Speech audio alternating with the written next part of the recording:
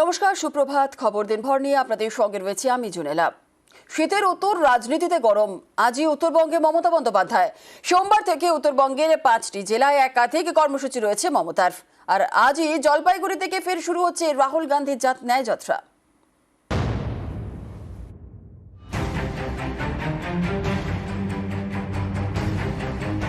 রবিবার কলকাতা থেকে উত্তরবঙ্গে পৌঁছবেন মমতা বন্দ্যোপাধ্যায়। রবিবার রাতে থাকবেন কোচবিহারে।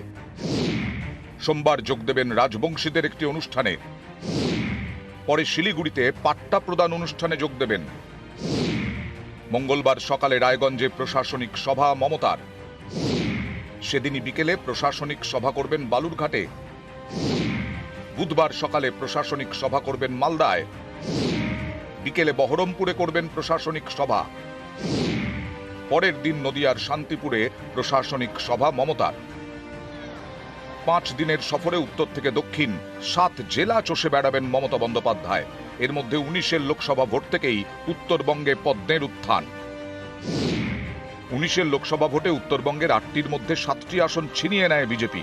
একটি পায় কংগ্রেস, তৃণমূল শূন্য। 21 বিধানসভা ভোটে সবুজ সুনামির মধ্যেও উত্তরবঙ্গে তৃণমূলের থেকে বেশি আসন যায় পদ্মের ঝুলিতে। উত্তরবঙ্গের 54টি বিধানসভা আসনের মধ্যে বিজেপি জেতে 30টিতে, তৃণমূল পায় 23টি। পরে ধূপগুড়ি উপনির্বাচনে বড় জয় পায় তৃণমূল। এবার আর কিছুদিনের মধ্যেই লোকসভা ভোট।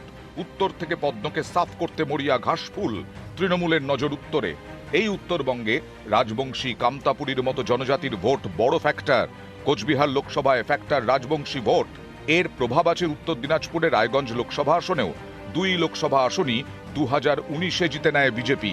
24-এ রায়গঞ্জে বিজেপি ছাড়াও তৃণমূলকে লড়তে হতে পারে কংগ্রেসের সঙ্গে। ইতিমধ্যেই রায়গঞ্জ লোকসভা আসনে দীপা দাস মুন্সির নাম ভাসিয়ে রেখেছে কংগ্রেস। আবার মালদাও কংগ্রেসের শক্তিশালী ঘাঁটি। এমন পরিস্থিতিতে রবিবার ফের উত্তরবঙ্গে মমতা। রবিবারই ফের উত্তরবঙ্গের মাটি থেকে শুরু হবে রাহুল গান্ধীর ন্যায় যাত্রা।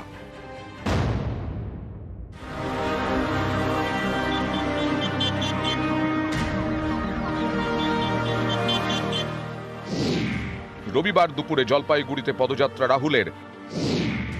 এরপর শিলিগুড়িতে পদযাত্রা। রাতে থাকবেন উত্তর দিনাজপুরে।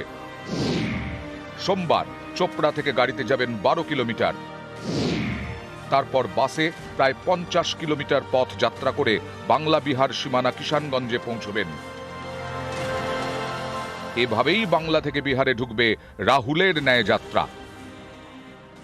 অনেকেই বলছেন যে লোকসভা নির্বাচনে উত্তরবঙ্গের আসনগুলোতে শুধুমাত্র তৃণমূল বনাম বিজেপির লড়াই নয়, কোথাও গিয়ে কংগ্রেস ওই লড়াইয়ের মধ্যে অবতীর্ণ হতে চলেছে।